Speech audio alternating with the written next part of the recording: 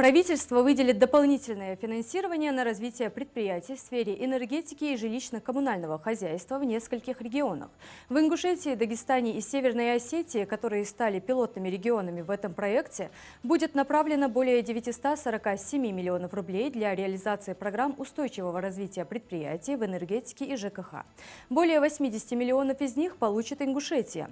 Эти средства помогут осуществить региональные программы устойчивого экономического развития, включая консолидацию имущественного комплекса ЖКХ, привлечение квалифицированных специалистов и установление экономически обоснованных тарифов. Федеральный центр будет помогать компенсировать разницу в тарифах во время переходного периода. В мае 2023 года Михаил Мишустин поручил Минэкономразвития и Минфину обеспечить реализацию пилотных программ модернизации энергетики и ЖКХ в Северокавказском федеральном округе на совещании правительственной комиссии.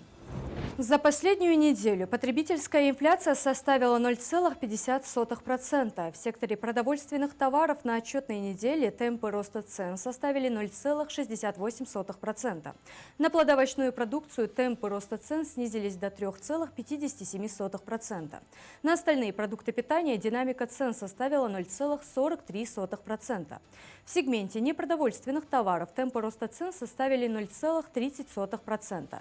Снизились темпы роста цен на дизельное топливо, подешевели строительные материалы. В секторе услуг сохранялось снижение цен на санаторно-оздоровительные услуги, а также услуги гостиниц. Инфляция к концу 2024 года ожидается на уровне 9%, превышая прогнозы Банка России 8 и 8,5%. Это увеличение связано с ослаблением рубля, что влияет на стоимость импортируемых товаров, включая готовую продукцию, сырье, запчасти и материалы. Отражение полномасштабного снижения курса рубля в ценах ожидается только через 2-3 месяца. Влияние на инфляцию в России также оказывают факторы, помимо обесценения рубля и увеличения стоимости импорта. Среди них выделяется дефицит кадров, который приводит к повышению заработной платы специалистов для привлечения персонала в определенные сферы. Завершаем выпуск экономических новостей. Информация о курсе валют на сегодня.